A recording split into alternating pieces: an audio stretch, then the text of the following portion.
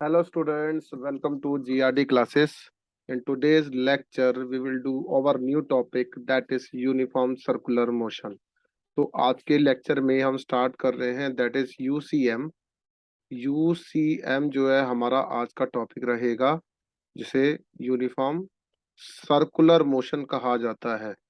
तो uniform circular motion होता क्या है? तो आपके हाथ में जो आप वॉच पहनते हो, जैसे आपके घर में एक वॉल क्लॉक भी होगी, तो उसमें एक सेकंड की जो सुई है वो 1 मिनट में 60 बार 60 टाइम्स जो है रोटेट कर रही है। ठीक है, तो 60 बार वो टिक टिक वाली जो सुई होती है दैट इज सेकंड्स की सुई। तो वो जो है second hand of a clock है, तो उसका जो मोशन है वो यूनिफॉर्म सर्कुलर मोशन है। जैसे ये एक लेंथ जिसकी रेडियस आर है या जिसकी लेंथ आर है, ये एक बॉडी है जिसका मास एम है, और आप इस मास को इस तरीके से एक सर्कल में रिवॉल्व करा रहे हैं। तो जब आप इसको सर्कल में रिवॉल्व करा रहे होंगे तो आपके पास इस डायरेक्शन में वेलोसिटी v है। जब पार्टिकल इस डायरेक्शन में पहुंच जाता है तो इसका मास m का m ही रहेगा, बट वेलोसिटी की डायरेक्शन ये हो जाएगी। अब पार्टिकल की पोजीशन इस पोजीशन पर है, अब वेलोसिटी की डायरेक्शन ये है। पार्टिकल की पोजीशन अगर यहाँ पर है लेकिन मास में कोई चेंज नहीं है, अभी भी मास m ही है, बट वेलोसिटी की डायरेक्शन ये बन जाएगी। तो मैं क्या देख रहा हूँ, किसी भी इंस्टेंट पर ए पोजीशन हो, बी पोजीशन हो, सी पोजीशन हो या फिर डी पोजीशन हो, किसी भी पोजीशन पर मैं देखता हूँ कि पार्टिकल के पास जो है वेलोसिटी की डायरेक्शन अलग अलग है। बट पार्टिकल तो सर्कल में रिवॉल्व कर रहा है। अगर पार्टिकल सर्कल में रिवॉल्व कर रहा है तो उसके पास एक स्पीड भी है, तो वो जो स्पीड है वो कांस्टेंट रहेगी। जब किसी भी पार्टिकल की सर्कुलर मोशन करते टाइम स्पीड कांस्टेंट रहती है, उसे यूनिफॉर्म सर्कुलर मोशन कहा जाता है। जो कहता है कि if a particle move along moves along a circular path,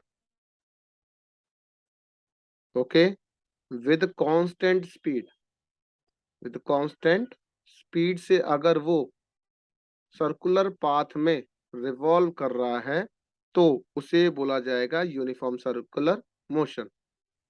then its motion is said to be uniform circular motion. Okay बच्चों, तो इसे यूनिफॉर्म सर्कुलर मोशन कहा जाएगा। अब इसके कुछ एग्जाम्पल हैं, मेरे ख्याल से डेफिनेशन क्लियर होती है आप सभी बच्चों को। इसके एग्जाम्पल्स भी लिखने आते हैं एग्जाम में। तो सबसे पहले मैं एक बार फिर से बता दूं कि यूनिफॉर्म सर्कुलर मोशन उनसे कहा जाता है जिसमें स्पीड कांस्टेंट रहती है। ठीक है, ये याद रखना, स्पीड कांस्टेंट रहेगी और वेरिंग वेलोसिटी होती है, इसलिए इसको यूनिफॉर्म सर्कुलर मोशन कहते हैं। इसका एक एग्जाम्पल है, साथ साथ में लिखते जाइए। कहता है motion of the tip of the second hands of a clock.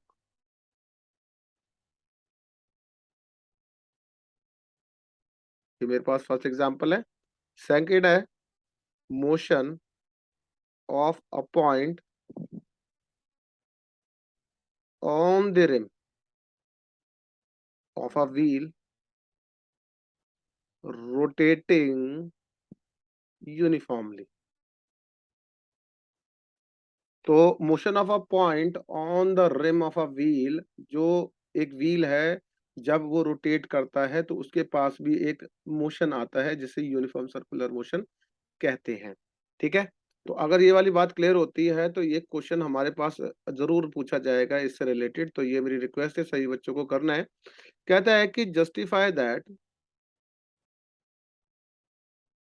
Uniform circular motion, को मैं शॉर्ट में यूसीएम लिख रहा हूं, इज एन एक्सेलरेटेड मोशन। तो ये आपको एग्जाम में पूछा जाएगा, 2 मार्क्स का ये पूछा जाता है। जस्टिफाई करो कि यूनिफॉर्म सर्कुलर मोशन जो है एक एक्सेलरेटेड मोशन है।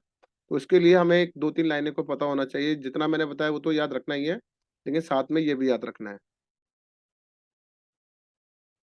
तो यहाँ पर जो लिखा हुआ है बड़े ध्यान से देखेंगे सभी बच्चे। कहता है कि इन यूनिफॉर्म सर्कुलर मोशन में the speed of the body remains constant. ये अभी आपको मैं बता चुका हूँ। But the direction of the motion changes at every point. चलो इसको पढ़ते हैं जरा एक बार फिर से। कहता है कि आप यहाँ पर देख लो, इसका रेडियस आर है, यहाँ पर भी आर है, इस डायरेक्शन में भी आर है और इस डायरेक्शन में भी आर है। तो मैं किसी भी इंस्टेंट पर देखता हूँ, यहाँ पर वेलोसिटी की डायरेक्शन भी इस डायरेक्शन में है, यहाँ पर इस डायरेक्शन में है, यहाँ पर इस डायरेक्शन में है और यहाँ पर इस डायरेक्शन में है। तो एट ईच किसी भी पोजीशन पर, एट ईच पोजीशन पर the velocity v is perpendicular to r। ध्यान से देखो, वेलोसिटी v जो है वो परपेंडिकुलर है r पर। ओके, अगर ये दोनों परपेंडिकुलर हैं तो यहाँ पर भी परपेंडिकुलर होंगे, यहाँ भी होंगे और यहाँ भी होंगे। ऐसा होने से thus the velocity of the body changes continuously, जिसके कारण वेलोसिटी ऑफ द बॉडी क्या है, कंटिन्यूअस चेंज हो रही है। किसके कारण? Due to continuous change in the direction of motion. इसके कारण हम क्या कह देते हैं, rate of change of velocity is acceleration, so uniform circular motion is an accelerated motion. तो जैसे जैसे वेलोसिटी की किसी भी इंस्टेंट पर देख लीजिए, अगर आप यहाँ देखेंगे तो इस बार वेलोसिटी की डायरेक्शन यहाँ पर है, तो इस पॉइंट पर भी वेलोसिटी रेडियस के परपेंडिकुलर है, यहाँ पर भी, इस पोजीशन पर भी परपेंडिकुलर है, इस पोजीशन पर भी परपेंडिकुलर है। तो किसी भी डायरेक्शन में देख लो, वेलोसिटी की जो डायरेक्शन है वो रेडियस के परपेंडिकुलर रहेगी और हर पॉइंट पर वो वेलोसिटी चेंज भी हो रही है क्योंकि डायरेक्शन भी चेंज हो रही है। तो इसलिए इसको यूनिफॉर्म सर्कुलर मोशन को एक्सेलरेटेड मोशन कहा जाता है। अगर ये वाली बात क्लियर होती है तो इसके बाद हमारे पास नेक्स्ट टॉपिक है ये। तो कहता है कि सबसे पहले हमें ये पता होना चाहिए कि एंगुलर डिस्प्लेसमेंट क्या होती है। एंगुलर डिस्प्लेसमेंट क्या होती है, तो ये हमारे पास एक शॉर्ट टॉपिक है जिसे हम थीटा बोलते हैं। तो अगर ये मेरे पास एक चलो एक्स वाई एक्सिस ड्रॉ कर देते हैं इस तरीके से।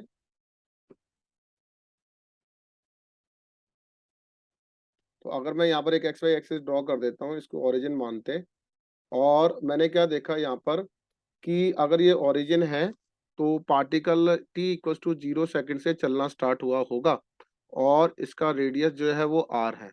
क्लियर? अगर पार्टिकल यहाँ से इसने t1 टाइम पर t equal to t1 seconds पर यहाँ पर इसने ये एक एंगल बनाया है, दैट इज θ1। अब कुछ टाइम बाद पार्टिकल जो है इस पोजीशन पर पहुंच जाता है, इसका जो t है वो t2 सेकेंड्स बीत गए। अगर t2 सेकेंड्स जब बीत जाते हैं तो यहाँ पर x एक्सिस से एक डिस्टेंस होगा, तो सॉरी ये एंगुलर डिस्टेंस होगा, दैट इज θ2। तो आप कहेंगे कि ये वाला जो एंगल है, ये वाला, इसको बोला जाएगा दैट इज डेल्टा थीटा। क्या बोला जाएगा बच्चों? Delta theta. क्यों? डेल्टा थीटा क्या है? That is θ2 minus of θ1। अगर मैं इस तरीके से इस फिगर को बाहर निकाल लेता हूं तो मेरे पास यहाँ से यहाँ तक की जो एंगुलर डिस्प्लेसमेंट है दैट इज डेल्टा थीटा है। बट ये रेडियस दो हैं, दोनों साइड आ रही हैं, और यहाँ पर जो एंगुलर डिस्प्लेसमेंट है थीटा, डेल्टा थीटा के लिए वो आर्क जो बनाती है वो डेल्टा एक्स बनाती है। कितना बनाती है? Delta x. तो कहता है कि एंगुलर डिस्प्लेसमेंट जो होगी किसी भी पार्टिकल की सर्कुलर मोशन में, वो angle swept out by the radius vectors. तो लिख सकते हैं इसे, the angle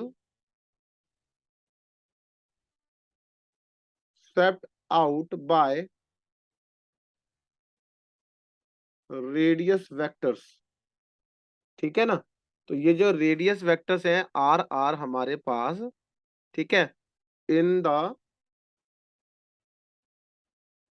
given time interval,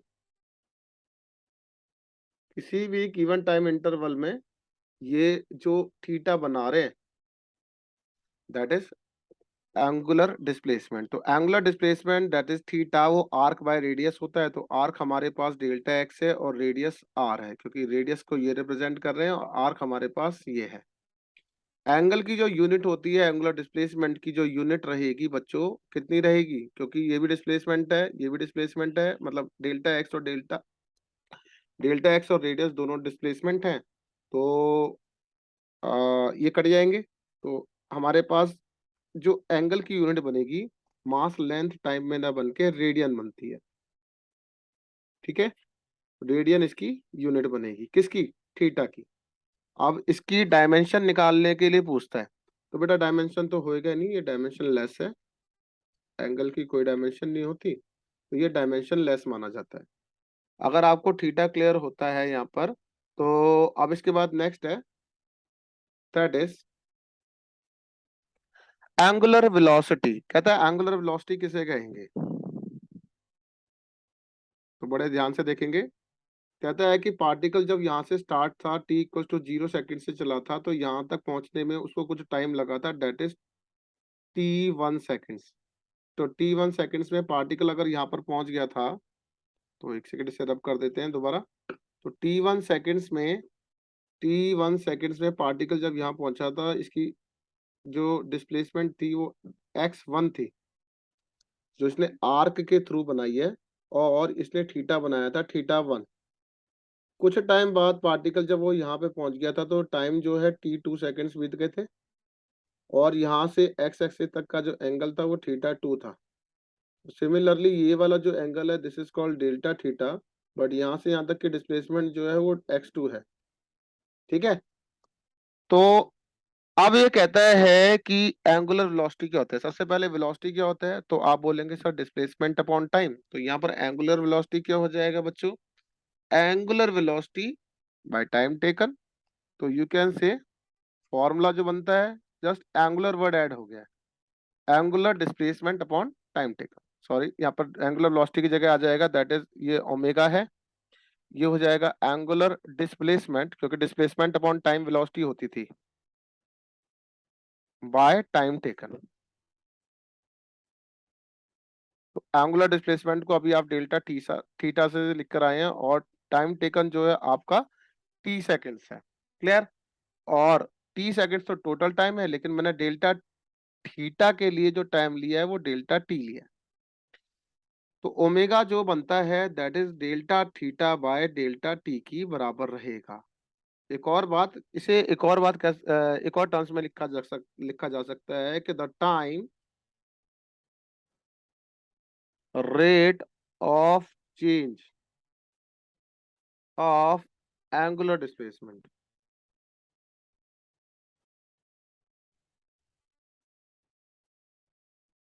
ठीक है, इसी को क्या बोला जाएगा? Angular velocity.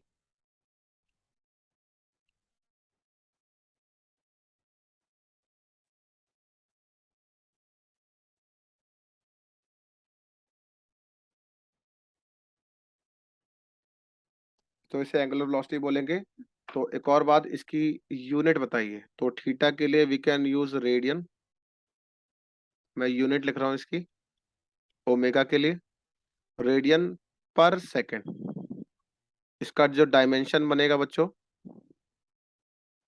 तो थीटा के लिए तो कोई डायमेंशन नहीं है, टाइम के लिए है, तो m0 L0 t-1 बनेगा। अच्छा, अब इसके बाद नेक्स्ट है, कहता है कि ये ना, अगर मुझे इंस्टेंटेनियस एंगुलर वेलोसिटी चाहिए तो मुझे क्या करना चाहिए? तो ये तो मेरे पास एवरेज है, तो अगर मुझे इंस्टेंटेनियस एंगुलर वेलोसिटी चाहिए, इंस्टेंटेनियस एंगुलर वेलोसिटी निकालने के लिए मुझे याद रखना है कि सर, आपको पता है कि omega delta theta by delta T है। तो अगर मैं इसके साथ लिमिट लगा देता हूँ, डेल्टा टी टेंड्स टू 0, तो अब मेरे पास ये जो फॉर्मूला बना है, लिमिट लगने से ये कन्वर्ट हो जाता है D theta by D T में। एंड वी नो दैट जब भी D theta by D T लिखा जाएगा, तो वो इंस्टेंटेनियस की फॉर्मेट होती है। तो डिफरेंशिएशन में हम इंस्टेंटेनियस वैल्यू निकालते हैं, आपने चैप्टर मोशन ना स्ट्रेट लाइन में भी पढ़ा था, तो ये भी आपको याद रखना है। तो अब इसके बाद नेक्स्ट टॉपिक है, दैट इज टाइम पीरियड। तो टाइम पीरियड क्या है? तो पार्टिकल जो है किसी टाइम टी के अंदर एक कंप्लीट सर्कल कर रहा है। ठीक है, तो अगर पार्टिकल एक कंप्लीट सर्कल कर रहा है किसी टाइम टी के पीरियड में, तो अब इसके लिए एक सेकंड इसको उठा के, ओहो, तो अब इसको इस तरीके से भी ड्रॉ कर लेते हैं, वो ज्यादा सही है।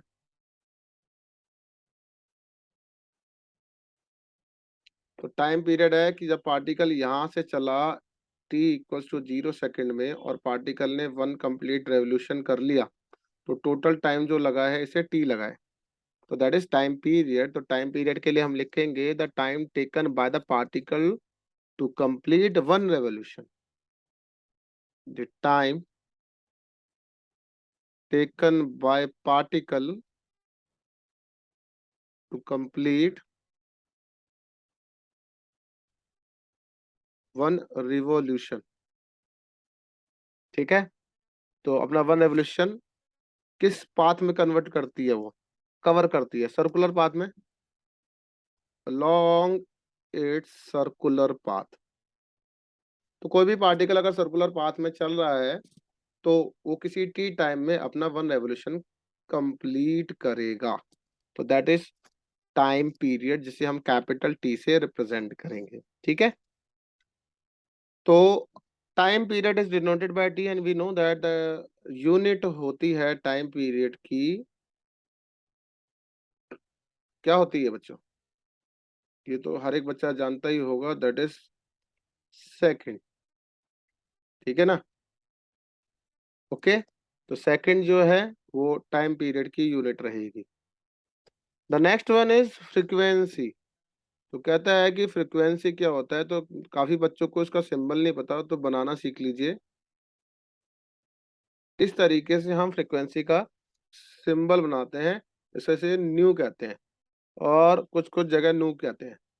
तो फ्रीक्वेंसी का सिंबल से हम फ्रीक्वेंसी का जो हम सिंबल बनाते हैं दैट इज न्यू, ये इनवर्सली प्रोपोर्शनल टू होता है टाइम पीरियड, तो दैट इज 1/t की ये बराबर होता है।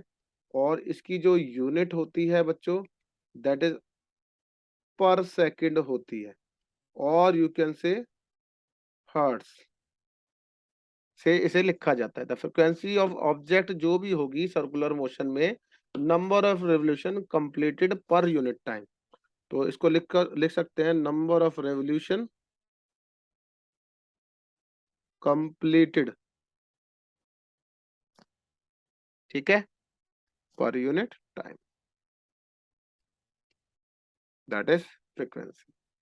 अगर यहाँ तक क्लियर होता है फ्रीक्वेंसी और इसका फॉर्मूला भी, तो अब मैं यहाँ पर आपको बता सकता हूँ एक छोटा सा रिलेशन, कि अगर एक पार्टिकल को सर्कल कंप्लीट करने में पूरा टाइम टी लग रहा है, तो पार्टिकल इस तरीके से एक 1 कंप्लीट रेवोल्यूशन कर रहा है।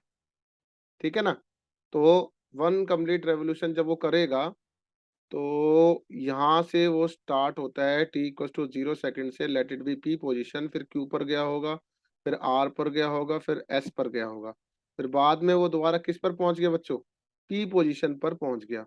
तो टोटल टाइम जो लगा बच्चों वो t सेकेंड्स है। तो टोटल टाइम अगर पार्टिकल के पास जो है t सेकेंड्स है, और इसने एंगुलर डिस्प्लेसमेंट जो बनाई है यहाँ से यहाँ तक की, दैट इज थीटा, वो किसके बराबर हो जाएगा, 2 पाई रेडियंस के बराबर। तो 2 पाई रेडियन इसका थीटा है। तो अब मेरे पास एक रिलेशन आ जाता है, इसकी कुछ ना कुछ एंगुलर वेलोसिटी भी होगी। Angular velocity is omega and we know that omega is theta by T, T with the time, तो थीटा कितना है 2 पाई बाय टी, हम इस तरीके से लिख सकते हैं। तो 2 pi by T is the formula of angular velocity in terms of time. अगर फ्रिक्वेंसी के टर्म में देखेंगे तो ये 2 पाई फ्रिक्वेंसी बन जाएगा, क्योंकि अभी बताया है मैंने 1 अपॉन टाइम पीरियड जो होता है वो फ्रिक्वेंसी होती है। आई होप इतना याद आपको याद रहेगा। तो ये वैल्यू और ये फॉर्मूले जो मैंने आपको छोटे छोटे फॉर्मूले सिखाए हैं, तो मेरी रिक्वेस्ट है कि इन फॉर्मूले को याद करें। तो किसी भी बच्चे को कोई भी डाउट है इन टॉपिक से रिलेटेड, तो please contact on my WhatsApp number on my YouTube channel. Thank you very much.